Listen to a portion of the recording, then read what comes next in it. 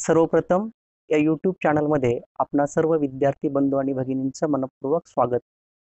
विद्यार्थी मित्र हो, यापूर्वी आपण यशवंतराव चव्हाण महाराष्ट्र मुक्त विद्यापीठाच्या ऑगस्ट 2021 मध्ये ज्या विविध परीक्षा होत आहेत विविध अभ्यासक्रमांच्या, त्या परीक्षांना सामोरे जातानाचे एकूण भाग 3 व्हिडिओ तयार केलेले आहेत आपण. त्यातला पहिला भाग होता MCQ प्रश्नांचे प्रकार व पर्याय कसे निवडणे या संदर्भातला. भाग 2 होता अभ्यास कसा करावा, अभ्यास करताना ची 10 सूत्रे कोणती, आणि भाग 3 होता की नोट्स कशा काढाव्यात, नोट्स काढताना कोणकोणती काळजी घ्यावी. आणि आज आपण यातला भाग 4 म्हणजे प्रत्यक्ष परीक्षाला सामोरं जाताना म्हणजे प्रत्यक्ष परीक्षा देताना कोणकोणत्या गोष्टीवर लक्ष देणं गरजेचं आहे ते आपण अभ्यासणार आहोत. त्यासाठी सर्वप्रथम लक्षात घ्या की आजचा हा व्हिडिओ फक्त आणि फक्त यशवंतराव चव्हाण महाराष्ट्र मुक्त विद्यापीठाचे सर्व अभ्यासक्रमांचे जे विद्यार्थी, त्या सर्व विद्यार्थ्यांसाठी की जे आगामी काही दिवसामध्ये आपापल्या विषयांची परीक्षा देत आहेत. तर चला मग आपण बघूया की आजच्या व्हिडिओच्या माध्यमातून आपण प्रामुख्यानं कोणकोणत्या गोष्टी जाणून घेणार आहोत. तर त्यातली सगळ्यात महत्त्वाची पहिली गोष्ट आहे प्रत्यक्ष परीक्षेत हमखास होणाऱ्या चुका कोणत्या.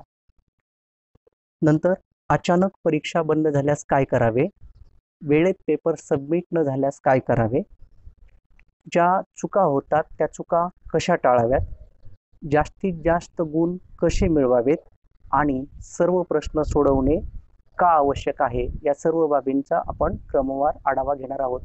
विद्यार्थी मित्र मैत्रिणींनो, मी तुमच्याशी हे सगळे जे अनुभव शेअर करतोय त्याला एक मागच्या जवळजवळ एक 10-15 वर्षाचा परीक्षेच्या संदर्भातला माझा जो अनुभव आहे तो अनुभव तुमच्याशी शेअर करतोय. खरं तर तुमच्यासारखा विद्यार्थी होतो तेव्हा मला या गोष्टी कळत नव्हत्या, परंतु एका टीचर ट्रेनिंग कॉलेजमध्ये एक शिक्षक प्रशिक्षक म्हणून काम करत असताना सातत्यानं जे अनुभव येतात, जे माझी निरीक्षण आहेत, जी माझे विद्यार्थ्यांसोबतचे चर्चासंवाद होतात, त्यातनं जे काही मला जाणवतं ते आज आपल्यासमोर मांडतोय. चला तर मग सुरुवातीला आपण जाणून घेऊया की प्रत्यक्ष परीक्षा देतानाचा जो 1 तास असतो त्या 1 तासामध्ये प्रामुख्यानं कोणकोणत्या चुका होतात. विद्यार्थी मित्र हो, सर्वजण लक्षात ठेवा की परीक्षेतील यशासाठी सर्वात महत्त्वाचा कुठला काळ असेल तर तो प्रत्यक्ष परीक्षेतला कालावधी. मग तो 1 तासाचा असू द्या, 2 तासाचा असू द्या किंवा 3 तासाचा असू द्या.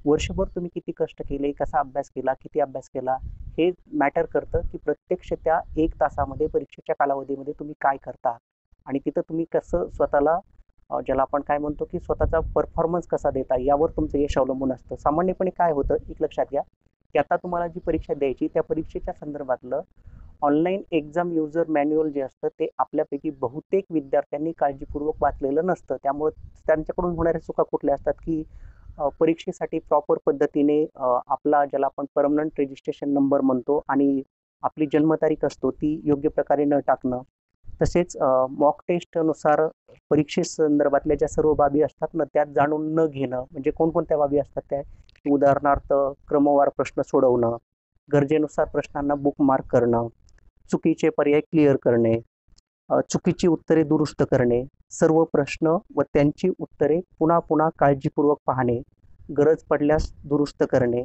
टेस्ट वेळेत सबमिट न करणे, अचानक काही तांत्रिक बिघाड झाल्यास गोंधळून जाणे, पॅनिक होणे, फोटो व्हेरिफिकेशन व्यवस्थित प्रकारे न करता येणे आणि फोटो व्हेरिफिकेशन जर का जमत नसेल तर दुसरा पर्याय यूज न करता येणे, पूर्ण प्रश्न आकलनपूर्वक न वाचणे, पर्याय निवडताना खूप घाई करणे, खूप ताणतणावाखाली परीक्षा देणे, अतिजागरण करणे, आहाराकडे दुर्लक्ष करणे आणि काही वेळेला गैरमार्गांच्या वापराच्या मोहाला बळी पडणे, अशा तुमच्याकडून चुका होण्याच्या शक्यता असतात. मला तुम्हा सर्वांना आवर्जून सांगायचंय याच्यावरचा एकमेव मार्ग आहे तो म्हणजे परीक्षेच्या संदर्भातलं जे ऑनलाईन एक्झाम युजर मॅन्युअल दिलेलं आहे तुम्हा सर्वांना विद्यापीठानं, ते मॅन्युअल खूप तुम्ही काळजीपूर्वक वाचलं पाहिजे. त्याची प्रिंट काढून हवं तर त्याचा प्रॅक्टिस करा.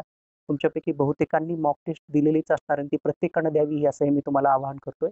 जर का मॉक टेस्ट कोणाची राहून गेली असेल तर तुम्ही काय करू शकता की ती इतर सुद्धा यूट्यूबवरचे व्हिडिओ आहेत या संदर्भातले, ते व्हिडिओ तुम्ही काळजीपूर्वक बघू शकता आणि त्यानुसार या सर्व बाबी खूप चांगल्या पद्धतीनं समजून घेणं, त्याच्याशी त्याला आपण काय म्हणतो की फॅमिलियर होणं, ही गोष्ट खूप महत्त्वाची आहे.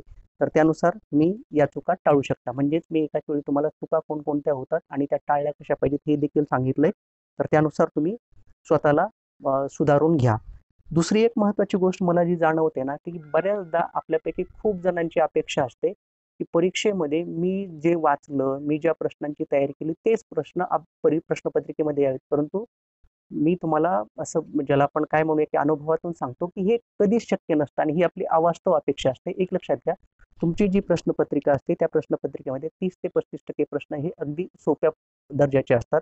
30 ते 35% प्रश्न हे मध्यम दर्जाचे असतात आणि उर्वरित 30 ते 35% प्रश्न मात्र हे ज्याला आपण चॅलेंजिंग स्वरूपाचे म्हणू, की ज्याला आपण उपयोजनात्मक स्वरूपाचे प्रश्न म्हणू, की जे तुमच्यासाठी अननोन असण्याची शक्यता असते, तुम्हाला अवघड वाटण्याची शक्यता असते आणि असे प्रश्न परीक्षेमध्ये हमखास असणार हे लक्षात ठेवा. प्रश्नपत्रिका बघितली, काही प्रश्न अवघड वाटले, की लगेच गोंधळून जायचं. या गोष्टी तुम्ही सर्वांनी जाणीवपूर्वक टाळल्या पाहिजेत. एक लक्षात घ्या, की आपण क्रिकेट सर्वजण पाहता. तुम्हा सर्वांना क्रिकेट आवडण्याची शक्यता आहे, की आपल्या भारतीयांना क्रिकेट खूप आवडतं, की बॅट्समन जो असतो, तो बॅट्समन कितीही चांगली करत असला, तरी त्याला चकवण्यासाठी बॉलर वेगवेगळ्या प्रकारचे बॉल वापरत असतो, वेगवेगळ्या प्रकारची बॉलिंग करत असतो. मग तो जगातला सर्वोत्तम बॅट्समन आपण म्हणून सचिन तेंडुलकरला ओळखतो. तो जरी असला तरी त्याला चकवण्याचे सुद्धा वेगवेगळ्या बॉलरकडं बॉलिंग असते वेगवेगळ्या पद्धतीची. अगदी त्याच पद्धतीनं तुम्ही या ठिकाणी बॅट्स म्हणून असता, परीक्षा देता आणि तो परीक्षक जो असतो तो बॉलर असतो. तो नक्कीच तुम्हाला चकवण्याचा प्रयत्न करणार, तुम्हाला फसवण्याचा प्रयत्न करणार. त्यामुळं आपण त्याचा रिस्पेक्ट ठेवला पाहिजे आणि नक्की परीक्षेमध्ये हमखासपणे एक 50 मार्काच्या 50 गुणांसाठी त्या प्रश्नपत्रिकेमध्ये एक 15-20 प्रश्न हे आपल्यासाठी खूप नवीन असणार, खूप अवघड असणार.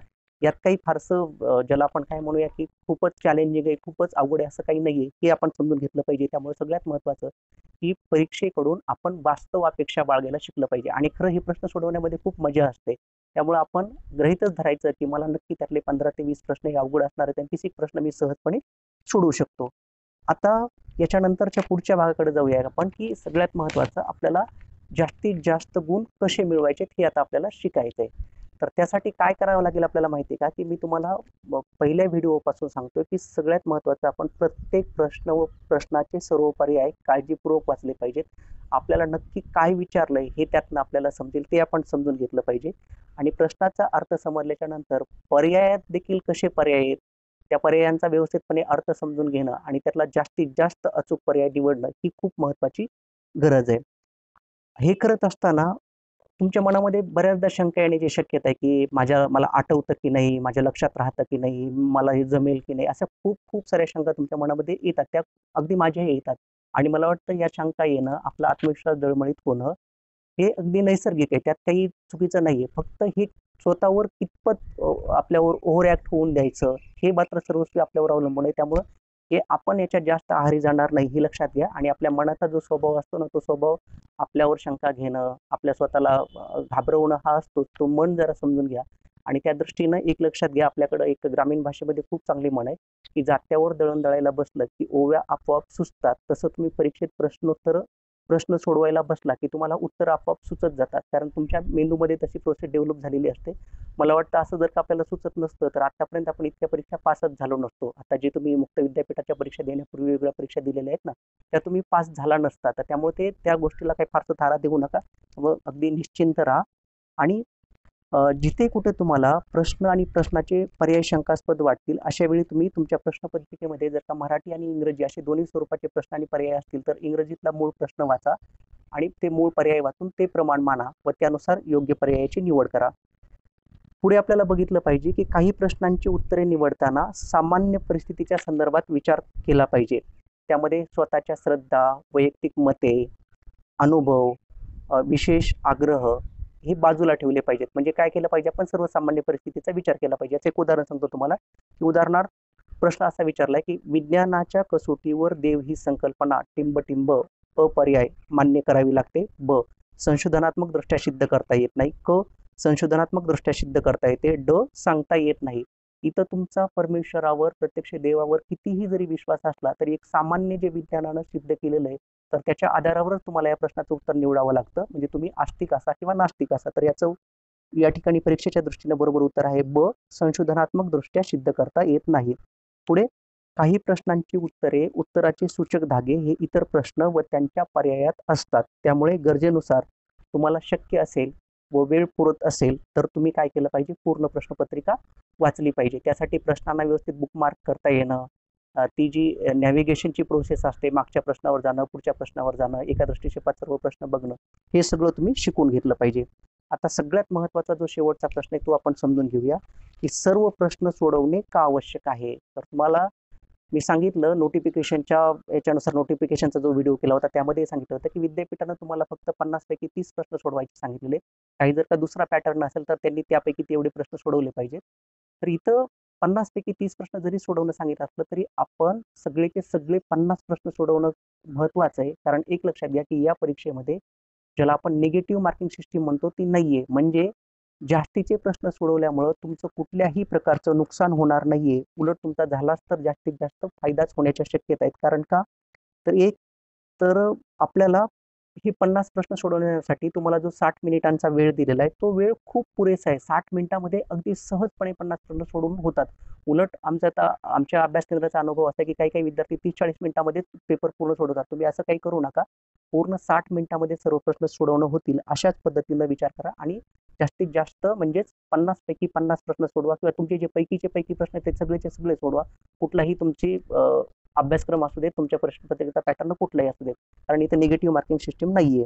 आणि दुसरी महत्त्वाची गोष्ट की तुम्ही हे जे प्रश्न जास्तीचे सोडवणार आहात, त्या प्रश्नाचं जरी तुम्हाला उत्तर काही वेळेला येत नसलं, तुम्हाला शंका वाटत असली तरी आत्तापर्यंत तुम्ही जे काही सर्वसामान्य ज्ञान मिळवलं, तुम्ही जे काही सर्वसामान्य शिक्षण घेतलं, त्या आधारे तुमच्यामध्ये जो काही तर्क, अंदाज करण्याची क्षमता विकसित झाली, तुमची जी काही सर्वसामान्य बुद्धिमत्ता आहे, तिच्या बळावर तुम्ही काय करू शकता, पर्याय निवडू शकता. आणि मला वाटतं ही जरी सूचना तुम्ही तंतोतंत पाळली तरी तुमच्यातील कोणीही विद्यार्थी नापास होईल असं मला वाटत नाही. कारण एक विज्ञानातला एक संभाव्यतेचा नियम असा सांगतो की जर का समजा होय आणि नाही, ज्याला आपण छापा आणि काटा म्हणतो ना, तर यामध्ये 50-50% शक्यता दोन्हीकडे असतात, छापा पडण्याची आणि काटा पडण्याची. अगदी त्याच नियमानुसार अगदी एका प्रश्नाला 4 पर्याय असतात. तुम्ही जरी अंदाजे लिहिले तरी कदाचित चुकून म्हणा किंवा आणखी योगायोगानं म्हणा, तुमची काही उत्तर निश्चितपणे काही म्हणण्यापेक्षा 20 पैकी जवळ-जवळ तुमची 8 ते 10 कदाचित एक ज्याला आपण काय म्हणतो की 8 ते 10 किंवा 5 ते 7 अशी काही प्रश्न तुमचे बरोबर येण्याची शक्यता आहे. त्यामुळे तुम्ही पूर्णचे पूर्ण प्रश्न सोडवणं गरजेचं आहे. तर मला वाटतं असं जर का तुम्ही केलं तर निश्चितपणे तुम्हाला खूप चांगलं यश मिळणार आहे. आणि मी तुम्हाला अनुभवातून सांगतो की आमच्या महाविद्यालयातील एम ए एज्युकेशन अभ्यास केंद्राचे विद्यार्थी यानुसारच अभ्यास करतात, खूप चांगल्या पद्धतीनं परीक्षा देतात. त्यामुळं जवळजवळ त्यातल्या 80 ते 90% विद्यार्थ्यांना अगदी विशेष प्रावीण्याचे गुण जे म्हणतात ते गुण मिळालेले आहेत. ते गुण तुम्हाला सुद्धा निश्चितच मिळणार आहेत. मला वाटतं 2 प्रश्नांचं उत्तर मी तुम्हाला दिलेलं नाहीये. ते असं की प्रत्यक्ष पेपर जर का मध्येच परीक्षा बंद पडली, तर बंद पडल्याच्या नंतर तुम्ही काय करू शकता की तुमचे जे टेक्निशियन असतात, तुमच्या जिल्हानुसारचे, विभागानुसारचे त्या सर्वांचे मोबाईल नंबर दिलेले आहेत. तुमच्या अभ्यास केंद्रांनी सुद्धा तुमच्यापर्यंत ही माहिती पोहोचवलेली असेल तर तुम्ही त्यांना कॉल करू शकता. पॅनिक व्हायची अजिबात गरज नाही. परीक्षेमध्ये बंद पडली तरी तुम्ही सर्व जे प्रश्न सोडवले ते सेव्ह होणार आहेत. तुमचा वेळ फक्त उरलेला जो वेळ आहे तो तुम्हाला मिळणार आहे. त्यामुळे आपण पॅनिक होण्याची गरज नाहीये. आणि दुसरं की पेपर सबमिट न झाल्यास काय करायचं, तर तुम्ही जर का तुमचा वेळ पुरला नाही आणि त्यामुळे तुमचा पेपर सबमिट झाला नाही, तर तो तुमचा पेपर आपोआप सबमिट होणार आहे. पण 99% माझं तुम्हाला असं आव्हान आहे की तुम्ही सर्वांनी काय करावं, की पूर्ण पेपर स्वतः वेळेच्या पूर्वी सबमिट करावा, जेणेकरून तुम्ही खूप निश्चिंत राहाल. अशा पद्धतीनं आपण प्रत्यक्ष परीक्षेमध्ये या गोष्टींची जर का काळजी घेतली तर निश्चितपणे आपल्या सर्वांना खूप छान यश मिळू शकतं. त्या यशासाठी तुम्हा सर्वांना भरभरून शुभेच्छा. आणि यापुढे यशवंतराव चव्हाण महाराष्ट्र मुक्त विद्यापीठाच्या संदर्भातील अपडेट्स असतील ते अपडेट्स तुमच्यापर्यंत यावेत, यासाठी इथून पुढेही नवनवीन व्हिडिओ या चॅनलच्या माध्यमातून मी स्वतः तयार करून अपलोड करेल. ते तुम्ही पहा. आपल्यापैकी काही जण जर का आत्ताच ऐकत असतील तर त्यांनी हे चॅनल सबस्क्राईब करावं व आपल्या इतर गरजू विद्यार्थी बंधू आणि भगिनीपर्यंत हा व्हिडिओ पोहोचावा. परत एकदा तुम्हा सर्वांना परीक्षेसाठी हार्दिक शुभेच्छा आणि आपण थांबूया, भेटूया लवकरच पुढच्या व्हिडिओच्या रूपात. Thank you so much.